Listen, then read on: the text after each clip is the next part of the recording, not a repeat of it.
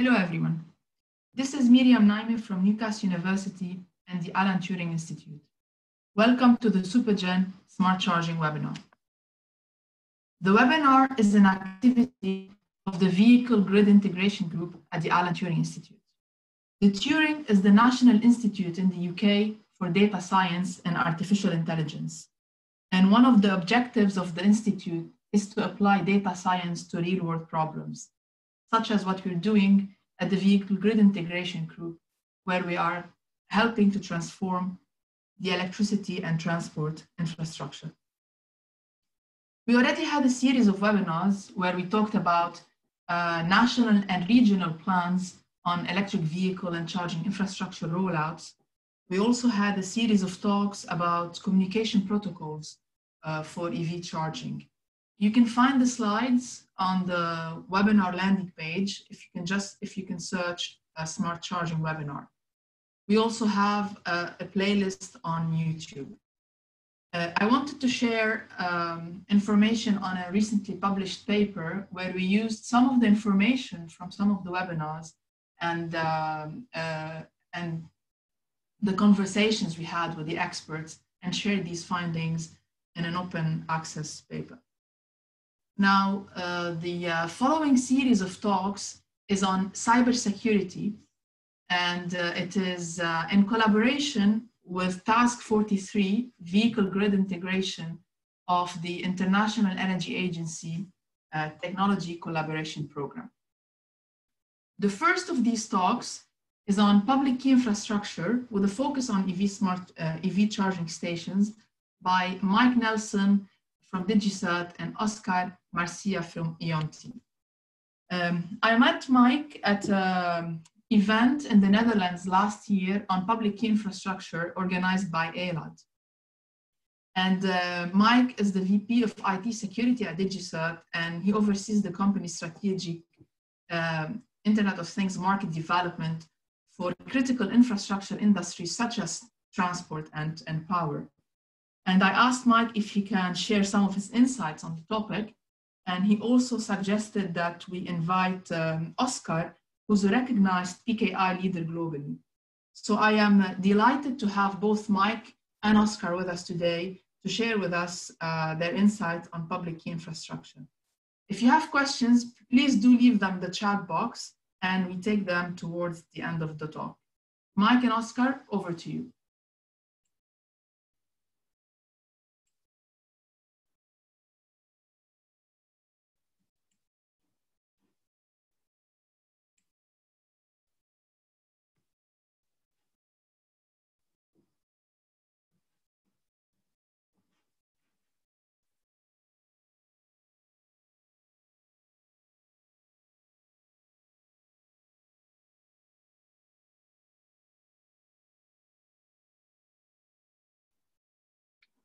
There we go. Can everybody, I'm assuming everybody can hear us now. Sorry, we were muted.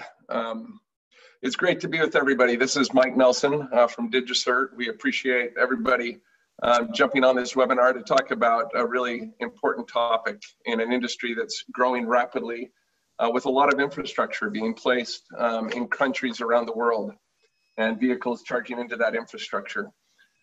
Today, Oscar and I, Myriam, we appreciate the introductions that you provided.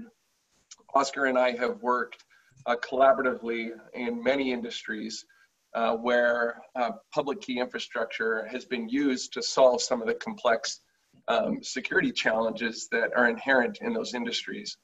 And today what we're going to be doing is we're going to talk about the electric vehicle ecosystem, and we're going to talk about the complexity of it, highlight some of the cyber risks that are inherent to the industry that are getting attention. And then we're going to step back and draw some parallels to other industries where we have worked, where public key infrastructure has been used to solve some of the security challenges.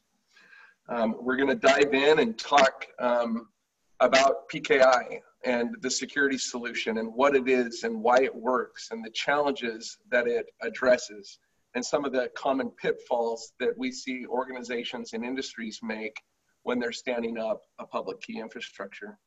And then finally, ISO 15118 is a common referred to industry standard when it comes to the PKI and EV.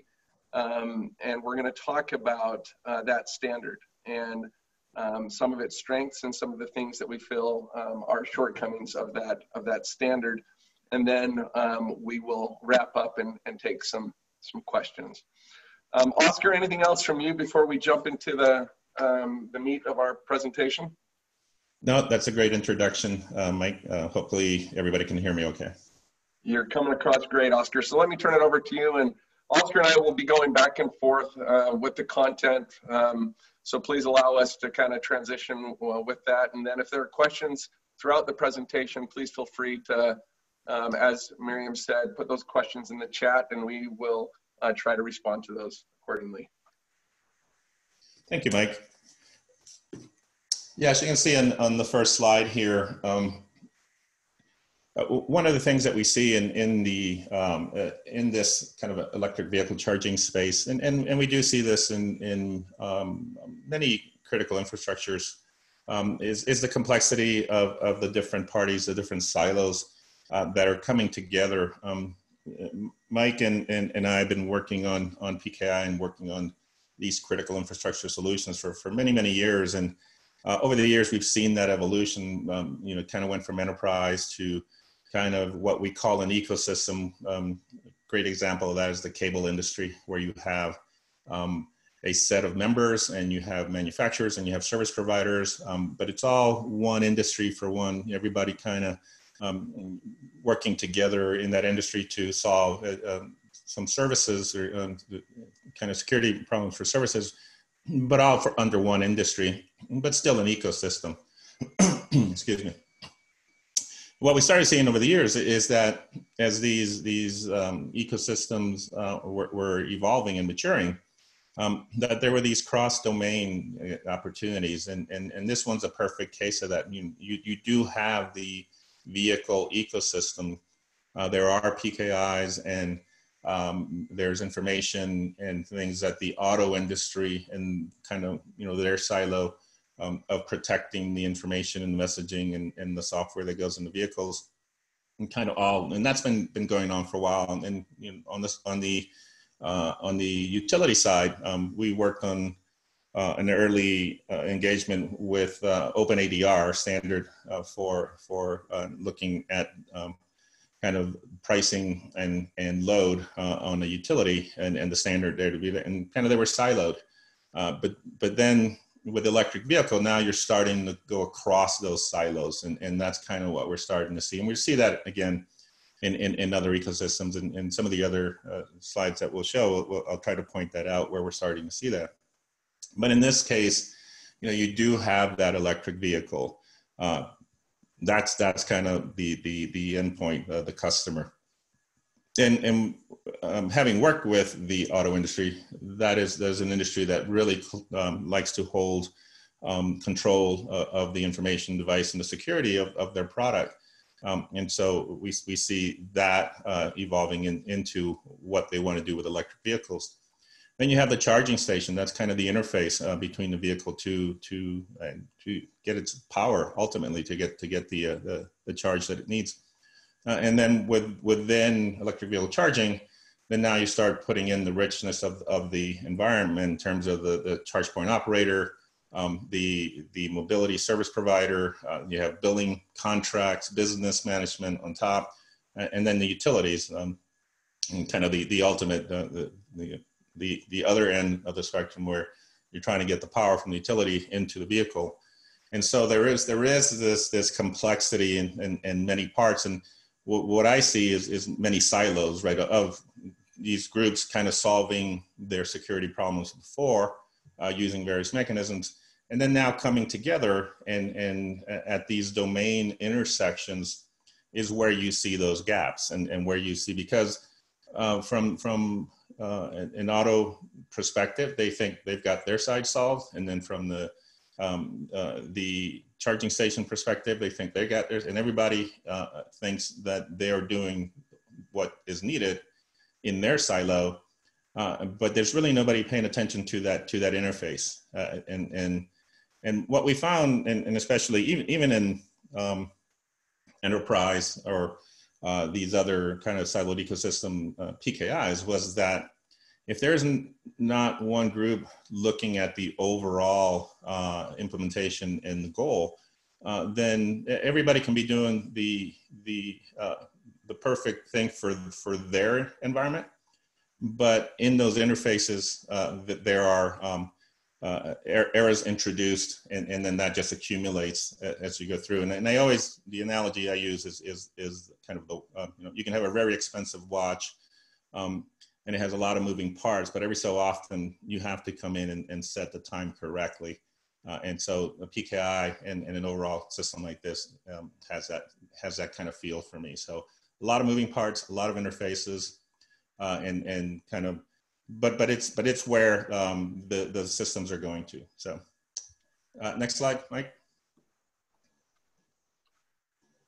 Perfect. So thank you, Oscar. Clearly this, as you said, complex industry, lots of connected systems, and that the importance of that overarching governance approach to this is really important.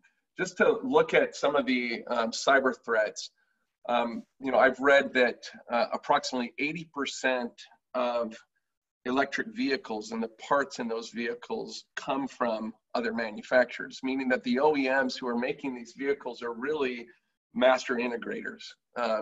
They bring the parts together, put them together, they assemble them, and then the vehicles are off and running. That's a great way to build a vehicle, but it also makes them ripe opportunities for some of those manufacturers who are building those component parts to leave back doors, which can create vulnerabilities into the systems. This image to the right here highlights the many different parts of the EV industry, and everything from the vehicle, the user of the vehicle, the charging stations, the connection to the electricity grid, the payment infrastructure are all targeted attack vectors. And each of them have vulnerabilities that really need to be thought through by the industry and figure out how to make sure that the entire ecosystem and all of the transactions that are happening are secure. Some of the, just to pinpoint a few of the vulnerabilities, data theft is one. And that can be everything from location data on a consumer to other personal data, including their financial information that's being used to make payment. A common vulnerability and attack that many of you may have read about is the cloning of the ID cards. And these cards are used to identify a user to facilitate a charge. These charges, like many of the other component parts, are all often made by third-party manufacturers, and it's probably not a surprise to many of us that the best security approaches are typically not used. Encryption's not being used in many of those manufacturers, which creates some backdoors and vulnerabilities. Something that's been commonly happening is the cloning of these ID cards. These cards are really easy to program. Considering they're not using encryption and the data's in plain text, it makes it even easier for them to be cloned. Giving bad actors access to that information to clone a vehicle or a card like that gives them access to go and use that same charging card for another vehicle. And typically, most charging providers are billing once a month, and so they can go for weeks, up to a month, before a user recognizes the additional charges that are being used or made to their account. Knockoff cloning stations is another risk. When you plug your vehicle into a charging station, how do you know that it was actually manufactured by the trusted manufacturer and it's not a knockoff station that could cause harm to your vehicle and to your safety? Unless proper identity and authentication practices are established, knockoff manufacturers could place these stations all over and your vehicle would have no way to know whether or not you're plugging into a trusted and a safe station. Open USB ports is another common vulnerability that's talked about. Many charging stations have these. They're a prime attack vector. A simple flash drive allows a bad actor to download logs and data that can be copied, giving attackers access to things like usernames and passwords, giving them further access and to do damage within the ecosystem. Open USB ports can also be a way for bad actors to get malware, potentially ransomware, installed on those devices. And so making sure that, those types of ports are sealed off and secure.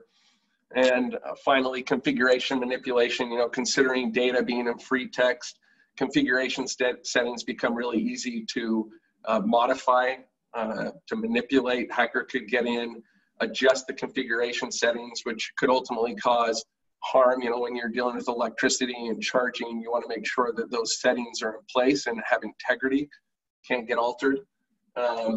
Ultimately, manipulation of those can cause harm to the vehicle and also put the vehicle and the user at risk. So these are some of the common cyber threats that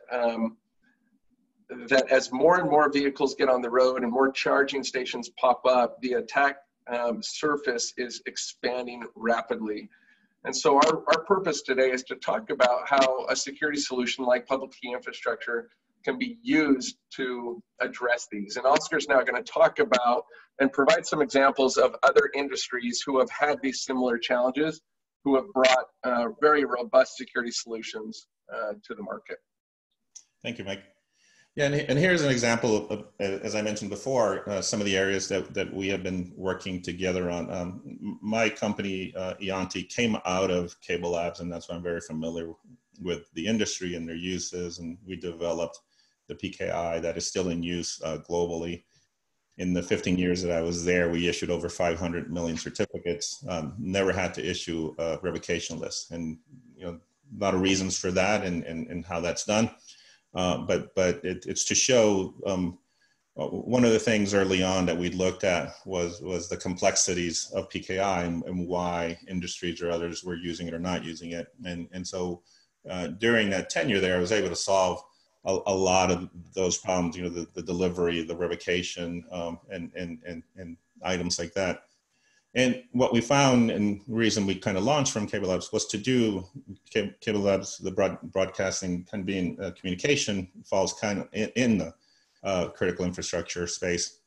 And so we launched the Eonti to kind of look at other critical infrastructures that needed kind of that same similar model or expertise.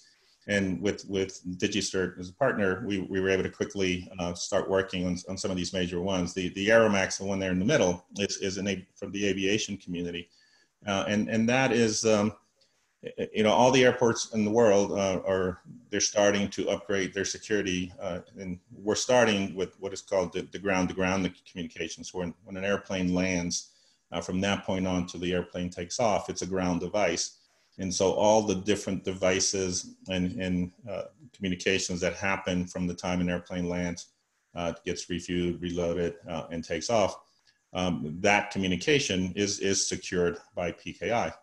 And so when you can think of the complexity of that ecosystem, the political, regional, the different types of devices, you have aircraft, you have fueling vehicles, you have the tower, you have weather stations, all that information is being secured. And that industry, when they started looking at upgrading their security, going from kind of a wired based system, cabled, to a wireless system, they needed to add additional security. And they picked the kind of PKI to kind of provide the foundation for that. Right to the right of that is a new one that's coming online this year, which is the next generation 911, NENA being the Standards Association for 911. And so they are now, again, moving kind of from the old telephone where it's just voice and text that would come into a 911 station, now to the richness of what they can do on IP, and all, video and maps and a lot of different, applying sensors and cameras and all of that information. Well, that needs to be secure too. And so what we're seeing is that complex industries have solved and what we're looking at mainly is that initial communication, secure authentication, strong authentication. And over the years, we always tell people that we are a trust management company. PKI just happens to be a mechanism, but when industries come to us and they give us the complex issues that they're facing, more often than not, it is a PKI that meets the requirements. And so that's why we see that a lot in the critical infrastructure space. You know, we've looked at blockchain, we've looked at symmetric key. And when we look at all of those and we look at the requirements that these industries are bringing, it is still a PKI provides that. And mainly it's because what you're looking at, even in electric vehicle, even in Aeromax, even you know, A3SA's next generation TV. And so it's device to device. And so you want strong authentication from your devices to devices, and the PKI based, you know, digital certificate and well-governed provides that strong authentication. And that lays the foundation for everything else. It starts creating for authorization, for encryption, for privacy, for secure software download. So it really is kind of the first brick in that foundation and what is needed. And what the message that I'd like to kind of get across here is that, you know, electric vehicle with all its interfaces, with all the different parties is a complex system, but solving that is doable, and other critical infrastructure industries that have similar complexities are solving it and are doing it with PKI. Mike?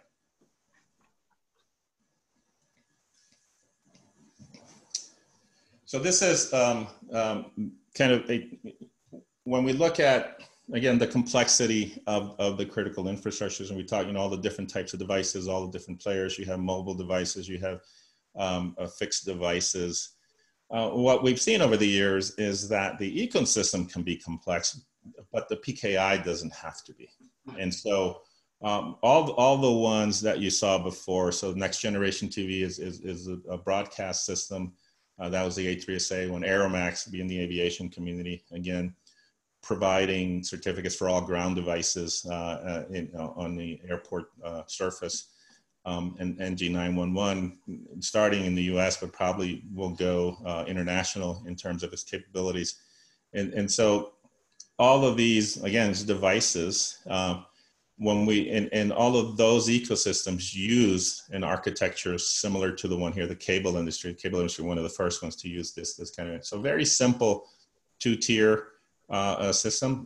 You can make it more, but you don't need the complexity on the PKI side that the ecosystem is bringing on, its richness in the services and devices.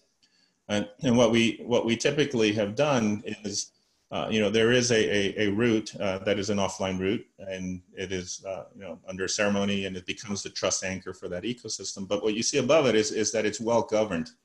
There are policy authorities, there is the management. So all of these are kind of PKI best practices, and you know, it looks good on paper, but when in reality, when you do implement it correctly, you end up with a very successful infrastructure.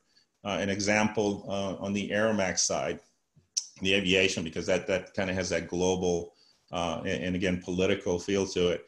The policy authority is called an advisory council, and it's made up of the aviation administration of each of those regions. So the Civil Aviation of China, Eurocontrol in Europe, FAA in the US. Those are who sit on that policy kind of authority board as an advisory council to the management authority. And the management authority kind of takes input from there. There are also working groups that come together and kind of look at the technical requirements of the system. And then there's certification testing for devices that claim to be compliant to that standard. All of that then gets put into, you know, your standard certificate policy that governs the PKI. And so all that governance and input comes in. And and the reason I bring this up is that in some cases, we do start seeing parts of the ecosystem wanting to just use self-signed cert, because it looks fairly simple. You know, you can grab your laptop, get an OpenSSL, and create a root and create this infrastructure in half an hour, and it would look the same, right? But it's that governance, it's that infrastructure, and the analogy I use here is kind of like a passport system. You know, the reason you trust passports at the custom is because of the infrastructure and the governance behind them, not just because you're handing somebody over a picture ID. And so it is that behind the scenes governance that's important. So that's kind of where the strength comes in. The technology part doesn't have to be complex. An offline route, with some online sub-CAs that are protected. And from there, you can issue all the different types of devices. And when we look at the ecosystems, again, it's device. And what do we want to do? We want to authenticate that device. So you have kind of a device up here. It's going to have, sometimes there's a client server model. So you have a server type certificate. And then one of the early things, as Mike was talking about earlier, configuration management or code signing, applications are becoming more prevalent. So signing those and allowing the end system to validate this before they accept it and put it into kind of operations. And again, it's just the issuance of those end entity certificates. So again, the complexities of the critical infrastructure ecosystem, especially as we saw in the electric vehicle space, doesn't turn into complexity into the PKI side. And that's the beauty of kind of this architecture, and why we say, when we're given the requirements of what we're looking at, what we're trying to secure, more often than not, it's the PKI and its richness of security services and ability to divide and kind of separate domains within it that allows to create this kind of a much simpler solution that meets the foundation of that strong authentication that's needed to launch the rest of the security services that ecosystem will need.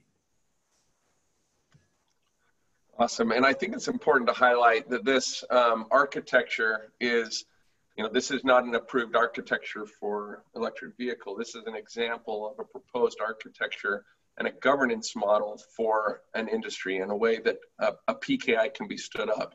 And this will make more sense now as we jump into public key infrastructure and really what it is. A lot of people, when they think about PKI, they think about just the technology. They think about the way to create a certificate, provision a certificate, manage the lifecycle of that certificate, but really it's much more. Public key infrastructure, as Oscar alluded to, is a comprehensive trust framework that contains a set of policies and roles and procedures that are needed to manage, distribute, create, and do all the other things that you do with digital certificates, revoke and whatnot. So really that governance model and the policies around how the PKI is managed and used is such a critical component of public key infrastructure. And that governance model, the policies, the roles, those are the areas where we see organizations and industries make common mistakes. The way they set up the architecture that Oscar just described, and making it more complex and making it so that it doesn't scale, or making it that it's really hard to manage and get approval on policy decisions. And so doing the right thing as an industry around PKI is really an important starting point. Once you get that in place, then all of the other things that are done with digital certificates, the management of them, the provisioning, the distribution, the way they're stored and used, policies around revocation become much more easy. But it's really important to think about PKI as that comprehensive trust framework, not just the policies and governance, and also not just the technology. It has to be inclusive of both. So the role of a trusted certificate authority in a PKI. So DigiCert is a certificate authority. And the role that certificate authorities play is very important in the establishment and enforcement of trust. The first thing that they do is they provide secure creation and issuance of digital certificates. We ensure that those certificates are issued in compliance with the governing certificate policy. So if they have validation requirements and things like that, we make sure that those are adhered to and enforced to be compliant with those policies. Certificate authorities act to authenticate the identity. So we go out and we provide the identity vetting to make sure that organizations that are coming to get a certificate are the actual organizations who they're claiming to be, and that the members of those organizations are approved and trusted members of their organization in good standing. That gives them the right to obtain a certificate from the policy authority and it establishes and maintains the trust. You can imagine what would happen if organizations can come in without being properly authenticated, or their members, and get a certificate, a trusted certificate from the trusted root. It would introduce a lot of bad practices and non-trust into that ecosystem. They also maintain the digital and physical security of the PKI, and that includes everything from the root that Oscar mentioned in that architecture, the issuing CAs or ICAs, and then all the end entity certificates or sub-CAs that are consumed by that ecosystem. And so we maintain the integrity and security of that entire system. And then finally, we also provide critical reporting and audits to the policy authority. So IoT in general, anytime you introduce connectivity into an ecosystem, you see three most common vulnerabilities. And I mentioned some of these early on, but I think it's important to reemphasize this. The first one is around authentication. You see a lot of bad authentication practices or simply no authentication approach with IoT. And that can be everything from bad password practices to the backend connections of making sure you have authentication when your device is connecting to a gateway or to the cloud or to another device. Are those devices properly authenticated? The second common vulnerability you see, and is also common in electric vehicles, is a lack of encryption. And that can be data that's being sent from point A to point B, but also data that's sitting at rest on the charging station or in a vehicle, making sure that that data is being encrypted and handled in a confidential way. And then the third common vulnerability is really around integrity, and that's integrity of the data. So making sure when data is sent from point A to point B, it's not manipulated and a man-in-the-middle attack is performed, manipulating the values of that data. But also the integrity of the way devices operate. So making sure that the configuration settings when the device launches are configured appropriately and you have a secure boot and that the device is in a state where it's intended to operate. And you see a lot of vulnerabilities around, firmware, manipulation of firmware packets. You see manipulation of configuration files. And so making sure that the device and the data have integrity and they haven't been manipulated. So PKI really addresses all three of those. Digital certificates are used for authentication. You put a certificate on both points that are looking to authenticate, and you have what we refer to as mutual authentication. The device, if it's connecting to a gateway, it looks for the matching digital certificate, and a key exchange is done. And once it identifies that it is a trusted connection through the identification of those keys in the certificate, an authenticated session is initiated. Digital certificates are also used for encryption through that same technology. Once that authenticated session is established, the data flows through an encrypted tunnel, and that data is handled in a confidential way. Public key infrastructure and the use of digital signatures can also be used to ensure integrity. Practices like code signing or putting digital signatures on data packets is a great way to ensure the integrity of the device and also the data that's being sent out. And so public key infrastructure, I always tell manufacturers, there's a lot of things that you need to do to ensure security. There's no one silver bullet.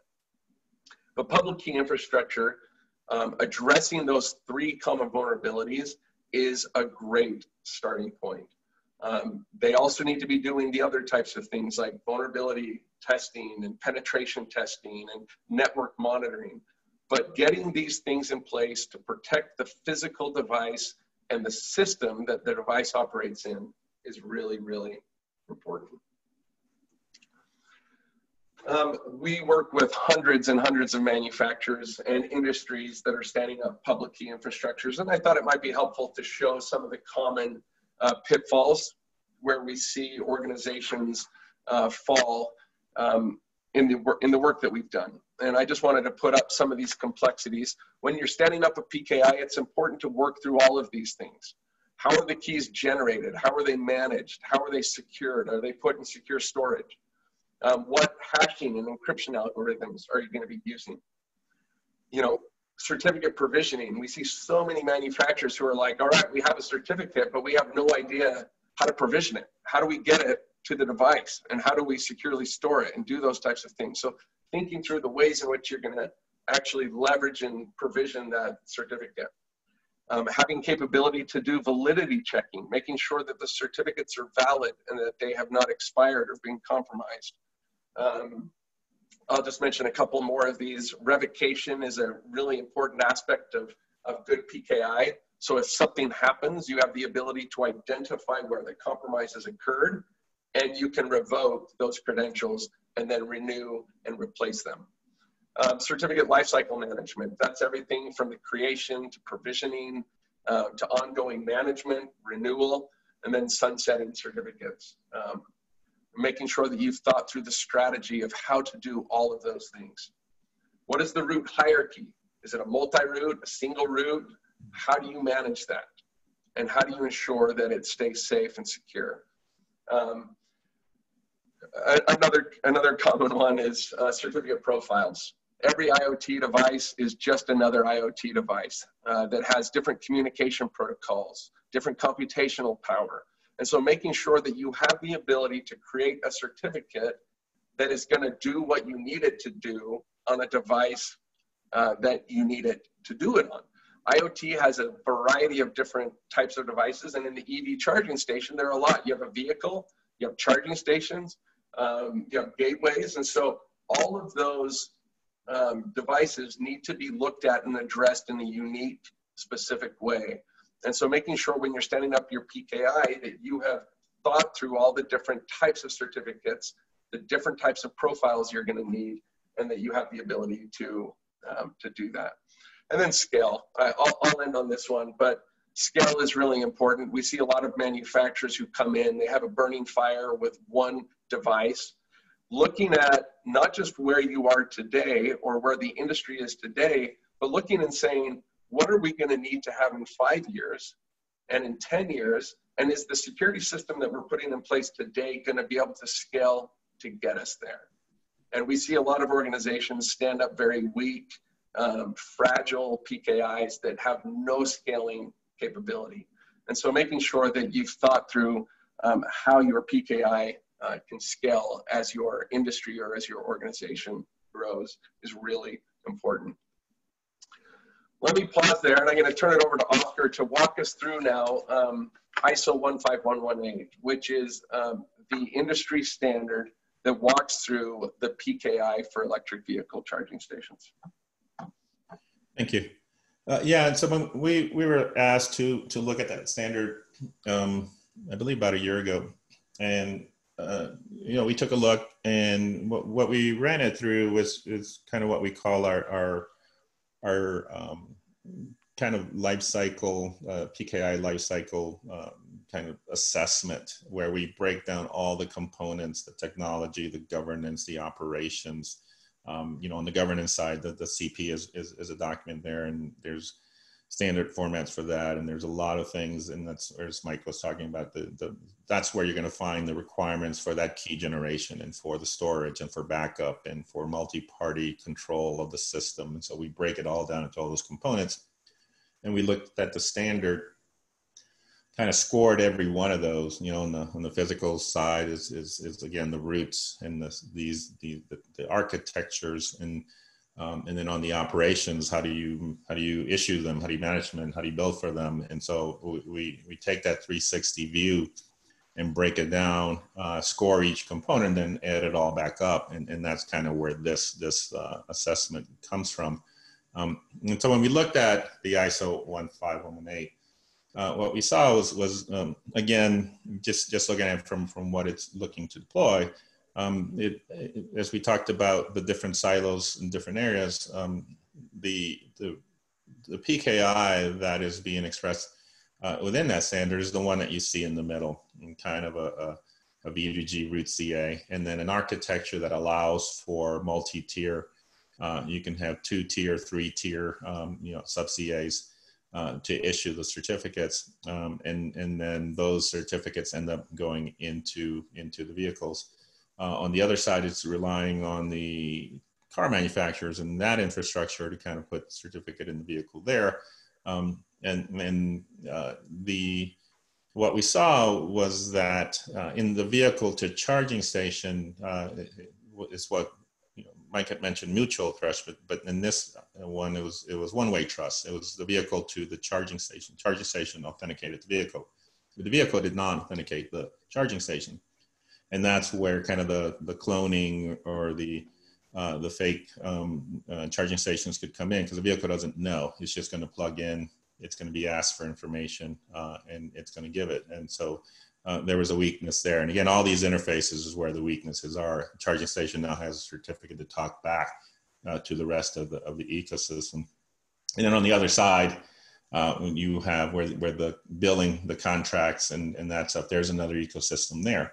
And again, remember what I had mentioned before, that creating, even for a complex multi-domain type system, you don't need a complex PKI. And what we see here is that there's complexity already being added just into the kind of the standards approach to it.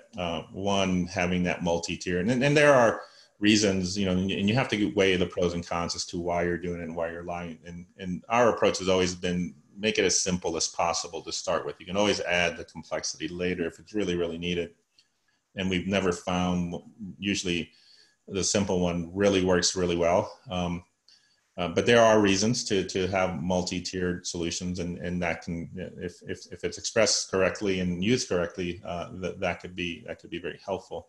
But as we see here, you have those roots, and so each time you have a different root domain, those certificates to be trusted, then there has to be some kind of either cross-certification, and which means auditing and making sure that the certificates can be trusted throughout that system. So when you look at the vehicle, again, the one trust that it's going to have in this architecture would be the contract side. So it needs that EMSP root and certificates, so that it can trust the contract certificates it's receiving that information, and for receipts and things like that, signing that information.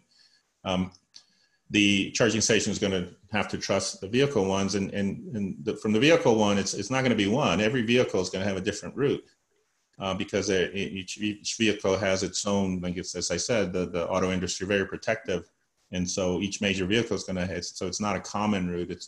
And then if we're talking about the profiles, they're all going to be different, because they're all going to be working off of a different play sheet, and so they're all doing the right thing, as I mentioned before. Everybody is looking at PKI best practices, creating but they're going to be using different profiles, different algorithms, protocols, and so it makes interoperability very difficult. And so when we looked at and we scored it all up, is kind of we started to see the complexity, and we like to, and this one was a great engagement for us, because we like to take it, and we don't know what the answer is going to be. We just run it through that process, and as the process works itself through, then you end up with the findings. And thank you, Mike, for coming over. And so, we score those three major areas that I talked about: the governance, the technology, the operations. And you can see that just running it through that 360 review, that the results came back kind of not so favorable for the current standard. 1.3 out of 5, and you can see the breakdown of each of the separate ones. Much stronger on the technology than any of the other ones. Very weak on the operations. And when we look at, again, a PKI and the overall system, you need to have all of them working well. Can't just concentrate on one and hope for the best. And you can't ignore others and think it's going to work out. And so what we saw, just to kind of go through in some things in the governance, the policies were insufficient for building the trust across a complex ecosystem in all the different areas. The cross-certification wasn't defined, and even if it was defined, that's one of the very difficult things. In one of the few areas that I've seen cross-certification work is in the U.S. Federal Bridge CA, which if you want to be part of that, you have to cross-certify. And there's 5 years of auditing, and there's a lot of just reviewing on the governance, and it works, but there's a heavy lift to achieve that. We try to stay away from cross-certifications only where desperately needed. There's lack of revocation policies. So what happens, again, across all those multiple routes, and when you have different parties, revocation is not an easy thing to enforce. When we look at revocation, you have technical, you have business, you have political, you have just a lot of different things you have to look at. We have seen systems, and we have seen areas where there was a technical reason to revoke a certificate, but the business reason was more compelling to keep it. And so you as a ecosystem or decided we're not going to revoke, we're just going to wait till it expires, but we're going to monitor. So there's things that you can do, but it has to be created. I always tell people, you want to have these things and policies and procedures in place and not have to develop them when you need them, because then it's too late. And so again, that leads to that we see that it'll be very difficult to have interoperable certificates within a system from multiple domains. So starting off just from the governance side, we started seeing the complexities and the things that Mike had mentioned before, what you need to address were not being addressed thoroughly. On the technology side, again, the requirements for the 2-tier, the 3-tier architecture were vague.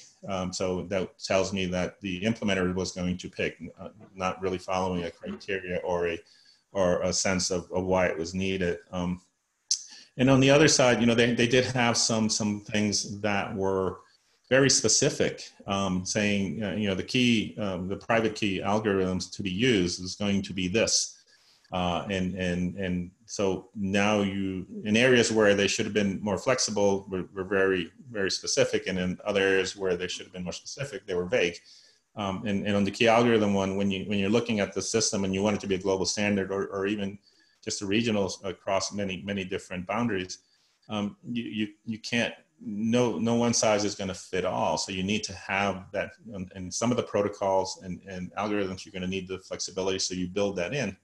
On others, for example, just the architecture, you want to make sure you understand what you're getting, because on the validating side, you're going to have to understand which architecture you're dealing with. And so those are, on that side, we're looking at that. And then you also have to understand the components, right? On the electric vehicles, right? Vehicles are not, even though there are connections, they can have a lot of access points. But when you get down into the ECUs, the components, they don't have a trusted time source, or they don't have connections to. So it makes revocation, back to the internet, and revocation is very difficult. In the industry, having reviewed some of the automaker PKIs and their uses of it, very difficult to update with the revocation list, no access to an online responder. And so how do you deal with revocation? And again, you just have to look at that. There are ways to do it, but it wasn't, if you leave it open or not considered, then it doesn't happen. And so you end up with a system that just doesn't check revocation, and that could be disastrous later on. On the operations side, we said it was very weak in terms of just how the certificates are managed and tracked. And I had mentioned before the cable industry and the 500 million certs and never having to issue a revocation list. And there were reasons for that. And one of the reasons was we tracked every certificate. And these certificates, when they were issued, when they went into a modem or a set-top box or a voice over IP component, when they were activated, the life cycle. And we actually, even though we have been out of the industry for 5 years, we're still called back to continue that certificate lifecycle management for the industry and help solve some of the additional problems that they're starting to see as they're transitioning to new systems. And so that's very important to understand. And that's all, again, expressed in that governance set of documentation. There was no requirements for validation of identity. just as Mike was saying, one of the things that DigiCert does really well is look at the CP and validation ideas, and they perform those to compliance to the CP. As we mentioned, these certificates going into the devices then are used for strong authentication. Well, if your identity proofing to issue that certificate was flawed, then you have a flawed system. And once you create a certificate and you put it into the device, devices don't know, they just use them. And so they assume that the trust is there and it's just using, they're authenticating. They're not validating, verifying identity. They're authenticating based on credentials that would have been identity proof. So having that is very important, again, for the strong mutual authentication to remove that cloning of devices. And it's doable. Like I said, everything you see here has been addressed by all the other ecosystems that we talked about, by the aviation community, by Next Generation 911, by the broadcasting communications.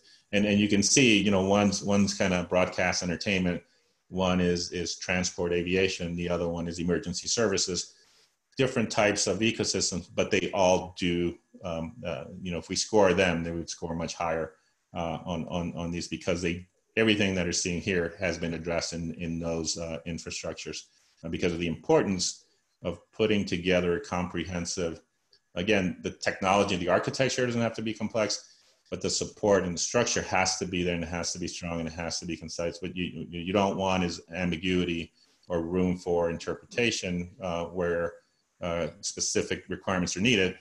And also at the same time, you want to have the flexibility in areas where you're going to need that, especially in a global solution. So Mike, you want to talk to this one, or you want me to kind of? Sure, yeah, I can, I'll pick it up. But yeah, great job, Oscar, talking through that. I mean, I think the important thing to emphasize is that, we've highlighted some of the areas where the industry needs to focus. But, I think they're on the right path. They're moving down the route of PKI. I think they've acknowledged, and the players in the industry have acknowledged that there's some shortcomings with the governance and technology and operations, and they're looking to address those. And for those of you interested, I just included here a link. DigiCert, ChargePoint, and Eonti did this evaluation, and the report can be found here at that link. In conclusion, before I'll end maybe with a little bit of comic relief and a story that I think accurately depicts kind of where things are and the things that we need to do. And I think this video, I love riding bikes, and so this video resonates with me. But you see this guy who's, comfortably riding down the road. He looks really comfortable, so comfortable he kind of stands up out of his seat, and before he knows it, something happens and he's face down on the pavement, probably in a lot of pain. And I use this video to kind of depict organizations who don't have the right security in place and are kind of comfortably coasting along, not understanding the risks. I mean, you see this guy's not wearing a helmet, he's not wearing any protective gear, and something happens, and it happens really quickly, and he goes down. I was out, this is a picture of me about a little over a year ago. I was out riding my bike with some friends, and a friend of mine passed, and I got out of my saddle, kind of similar to that guy did, and I started pedaling hard, and one of the spokes in my rear wheel popped and came up into my braking system, causing me to launch. It brought my bike to an abrupt stop, and I launched over the handlebars going 35 miles an hour and came down on my shoulder and my helmet. You can see here in the helmet that the foam was literally cracked in half. It split my helmet right down the middle, which was really scary. Unfortunately, I walked away from this incident with some road rash and a mild concussion, but it could have been much worse. The analogy of this to what we're talking about today is, if I rewind the clocks before this incident, I was in a bike shop, and I was talking to a helmet sales guy, and I find this quote funny, but I think it's so good. And I looked at two helmets. They looked identical. They were both white. They both had foam, and one of them was $300 and one of them was $60. And I said to the guy, well, what's the difference between these helmets? And he said, well, if you have a $300 head, get a $300 helmet. If you have a $60 head, get a $60 helmet. And I thought that was a great way to sell the helmet. Well, I ended up buying the $300 helmet. And the way he described the differences in the helmets to me was the $300 helmet actually had carbon fiber woven through the foam of the helmet, which helped to absorb a blow. The foam alone only has the protection of the foam, but that additional carbon fiber has the ability to absorb additional impact. So upon looking at my helmet, the foam of my helmet was obliterated, but as I pulled my helmet off and looked on the inside, the carbon fiber weaving that had been there had absorbed the entirety of the blow and had saved my head, which I would consider to be my, one of my most important assets. So relating this to cybersecurity, a lot of organizations, I'm not saying that it's all about the amount of money that you put in place, but it's about the quality of what you're doing, the quality of the security solution that you put in place, and making sure that you do it the right way. When cyber incidents happen, they happen really quickly. When my bike malfunctioned, I didn't have the opportunity to hit pause and say, I'm going to run into the bike shop now and get a new helmet. You talk to any CEO who has gone through a cyber breach, it happens quickly. You have to act in advance and do the right things up front to make sure that when something happens to you, you have the right pieces in place. And, I think it's an important lesson, and I share this with organizations all the time. You want to do the right things up front and not cut corners, because when it happens, it's going to be attacking your most critical infrastructure and the most important components, whether that be, IP for a business, financial data for a business, trade secrets for a business. All of those things can be compromised in a cyber breach. And it's important to make sure that you're putting the best protection in place so that when something happens, your organization is prepared. I think that concludes our presentation. Myriam, we can turn it back over to you. I know we have a couple minutes. We'd love to answer any questions that the audience has. Thank you so much, Mike and Oscar. And Mike, I'm glad you bought a helmet more expensive than my bike. Okay. Yeah. I wanted to start with the certificate authority. Who that authority be for a new ecosystem, such as the electric vehicle ecosystem? Should that be a commercial entity or should that be a government-led organization? Oscar, do you want to address that? I'm happy to. Yeah. Meanwhile, if people have questions, please do put them in the chat box and I'll have a look. Yeah, so when you pick the CA, and as we looked at the simple kind of architecture that it put, you're going to need one entity to be the root, and the root being the trust anchor, and that's going to be offline. And usually that root, all it's doing is creating that trust anchor, being correctly set up, and then it just issues the sub-CAs. And then the sub-CAs can be different, again, as long as they are compliant with the CP. So you can have a mixture or a variety of sources within those.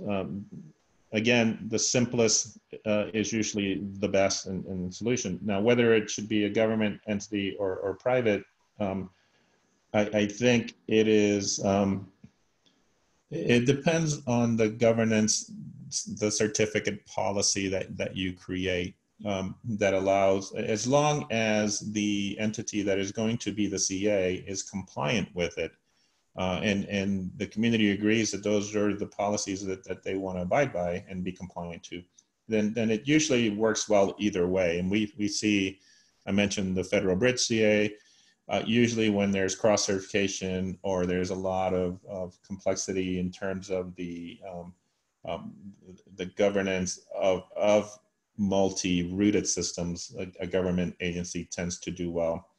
If you're going to have a single root, like as the ones that you saw with the aviation community and the 911, you can have that DigiCert is the host of those roots. It is operated governed by the standards group, operated by DigiCert, and then you know, so there's a lot of choices there, and it depends on what the intent. If you're going to do one simple rooted system, a private industry probably does best.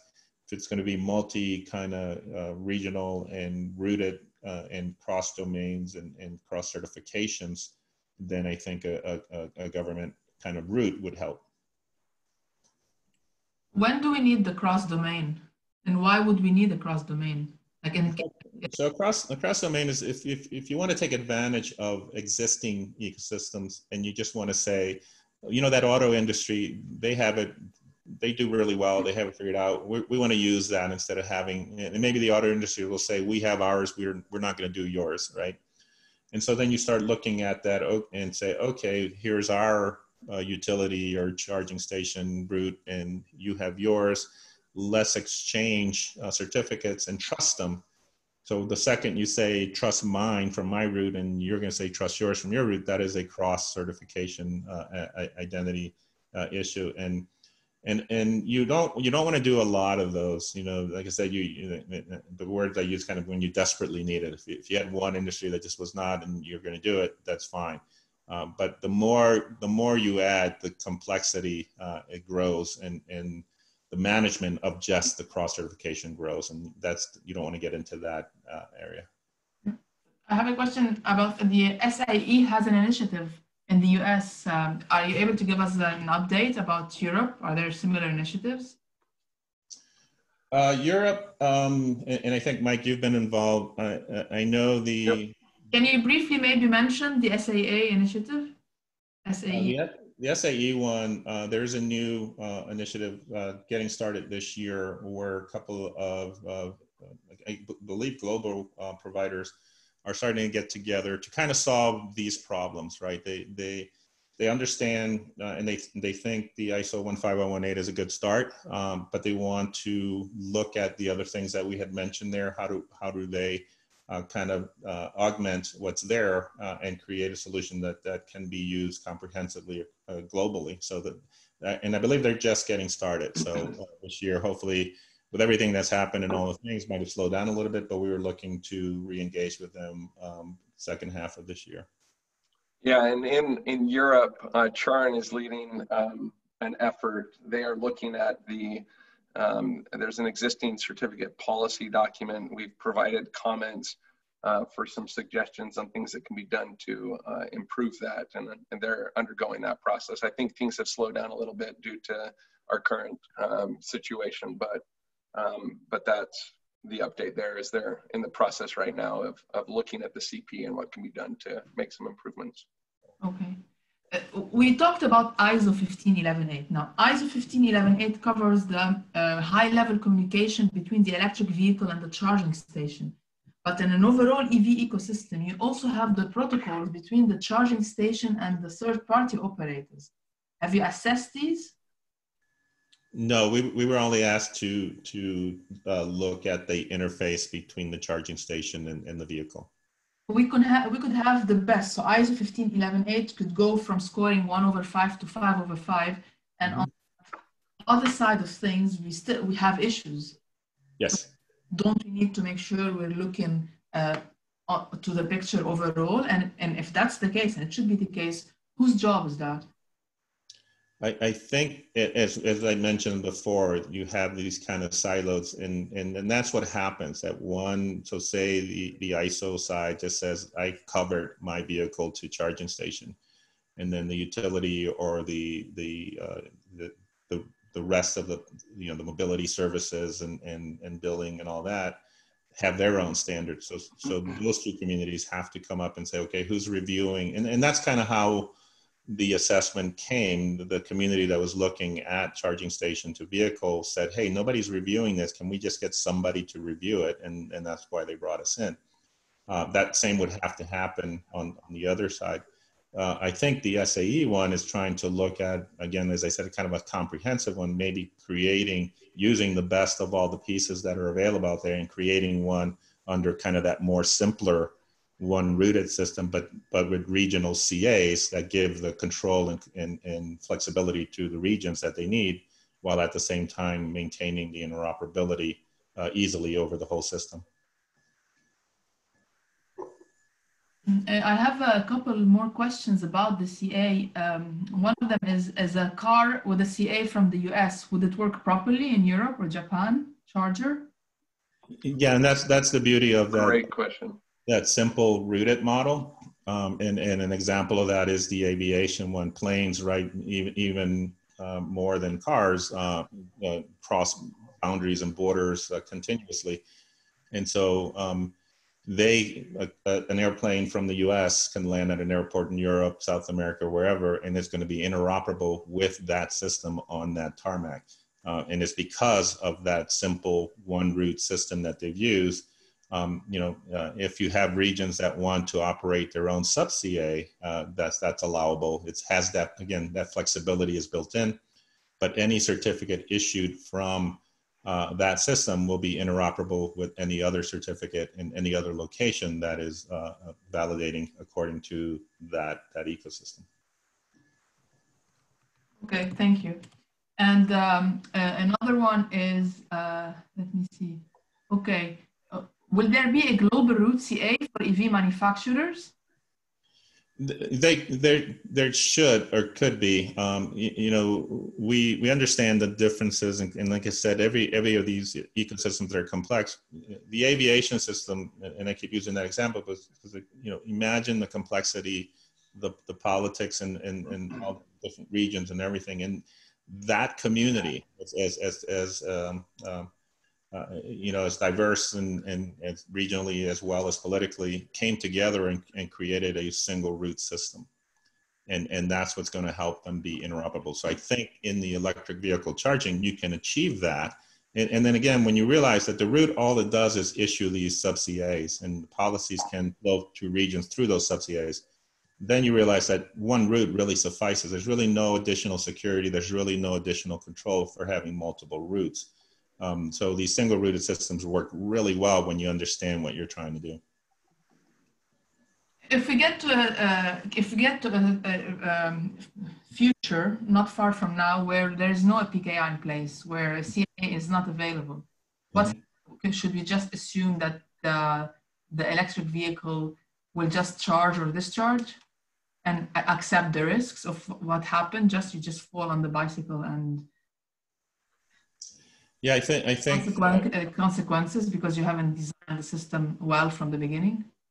I think that if you don't design the system from the beginning, you run the risk of the lack of interoperability, and then it affects the service, right? The whole idea of the ISO 15118, the plug and charge, is a great vision. You want a user to just drive their car to any station, plug it in, and everything behind it, all the governance, all the billing, all the communications, everything just works. And then the service grows from that. If one of the things that we see on the ISO 15118 thing was the root. They only allow for a few routes or a few slots for certificates, and then so if you cross border, you're asking that user of the car to install the new route into a system that they don't understand, and they don't understand PKI. So anytime you're asking the user to be involved in your security kind of implementation, is not going to work really well. So even the way that it's going now, it needs things to be fixed. But in the future, the idea is to get to that vision, and I do like that vision of plug and charge. But how do you make it happen in the background where everything gets settled? So if you don't have that, you don't get the interoperability, and then you just have local service, and that's going to not be good for the direction where you want electric vehicles to go, right? You want them to be used almost as gas vehicles, that you can take them, use them freely, go anywhere, and you're sure that you'll get the power that you need to get back home. Do you have examples of energy suppliers, energy companies in general using PKI? Oh yeah, as I mentioned, we worked on what is called open demand response, and that is a PKI-based system for load and for pricing. used in, I believe, California uses that a lot. A lot of the kind of Open ADR. open. It's open, OPEN, ADR, capital A. Capital D, Yeah. So that's a standard. But if you look Yeah. in there, you'll see a PKI. We designed and built it and ran that for them. Yes, but that's when, yeah. But I meant in here we have we want to get to a smart charging system where the car is connected to a charger, the charger connected to a third-party operator, which could be an energy supplier, it could be an aggregator. How do we get to a future where these energy suppliers, aggregators are embracing the need to use a PKI? So yeah. What's it going to cost them? How complicated it is? Well, it doesn't have to be complicated, and it doesn't have to be costly, but it does have to be. You need participation from those industries. As I mentioned again with the aviation one, they have the civil aviation authorities from every major region participating, and they all got together because. And the compelling reason was that all airports were upgrading their security, and as a community they did a study and they came to the conclusion that they needed this protocol. They wanted to use PKI, and then so they got together. And I think for the electric vehicle charging station, that's the point, and that's one of the recommendations we made, is that you need the stakeholders, you need the utilities, you need the charging stations, you need the electric vehicle people all coming together and working through creating that foundation to create that. If you're doing it in silos, then you can create different systems, and then you're back to the same place. Exactly. It seems we need some sort of authority here that oversees both the transport and the power system, which I don't think it exists, to require the adoption of a PKI. Yeah, you do need something that is going to say we will be compliant. I'm trying to think who could it be in the UK or in Europe? Which authority could say that? It doesn't have to be an authority; it can be a consortium, and that's why in the US we talked about SAE. SAE has started gathering, and this is global, so they have folks from overseas and from Asia, and so they're gathering the right group as we're talking here. So they're doing what we're recommending here. They're going out getting stakeholders to see if they can make this work. Okay. Yeah. And I think this is an important aspect of collaboration. You see collaboration, the industries that we've talked about, they come together because they see the complexity, they see the challenge. They see the pain if they don't do it right, of the disparate parts going out and doing their own things. Aeromax wanted a globally adopted practice. And because of that, they came together, and industries that do that can create those governance groups. And as Oscar points, we call them consortiums, but the industry can form that and can figure out who the right body is and can define that as they come together as an industry to try to tackle that. Okay. And I noticed you replied to Robert to say, yes, PKI can be applied to the RFID cards. Yeah, there are industries that are currently doing that. Yeah, there is a big, I'm not sure if it's a comment or question, Mike, would you mind taking it from Felix Amel? I'm sorry, I'm not. There's a lot of questions. It's Can you? Towards the end, I'm not sure if it's a comment or question. Anyway, okay. Meanwhile, Oscar, can you suggest resources on the topic if people want to learn more about it, if they want to learn how it has been done in the aviation, how we can apply what it has been done? Yeah, I think, I think the paper is a good start to review one of an existing one. It does, and then the others, as we mentioned, looking at what Aeromax is doing, and you can search that and it'll come right up. You're looking at what OpenADR has done. So you do have complex ecosystems that have solved this cross-domain issue. We're starting to see the same in medical devices and industrial controls, but I would start with the paper, and then I would start with what SAE is doing, and then even looking into what ISO 15018 is doing. Those are the two that I know that are working currently on it, and it'd be a good place to start reviewing and understanding what they're doing. And that's the paper that Mike shared. Yes, you know, that reviews the 15118 interface between the vehicle and the charge station. Like I said, SAE is new. You can reach out to them and they'll let you know what they're trying to do. ISO 15118 continues to work on this. That they're trying to, as I said, put together those policies and things.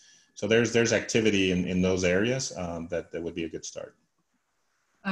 Felix mentioned that also a good source is VDE, ARE, maybe. Yeah. Okay. Will the EV charger manufacturer have to pay to get signed certificate from Central CA if it will be available? Yeah, the way that certificate issuance, what you try to do is, and this is a system that's going to be rich in volume, right? So the volume can bring pricing down, and what we try to do is look at where the volume is and then price accordingly. So, because what you want to do is encourage use of the system. You don't want to make it so expensive on one side or the other that nobody uses it. So that is a very, once you get to that point, having to look at the various players, you don't want to burden the car user, you don't want to burden the charge station, the utilities, because then again, it doesn't get used. So as the volumes, and this is what I would call a volume-rich scenario with all the cars, all the charging stations, all the utilities together. I think that once you get there, that would be a great conversations for us to have with you, and providing that expertise and experience as to how to price it correctly so that it's not a burden on any part of the ecosystem. Okay. All right. Well, thank you so much. And Mike, I noticed that you offered people can reach out if they want to discuss anything more in depth. Any closing remarks from both you and Oscar?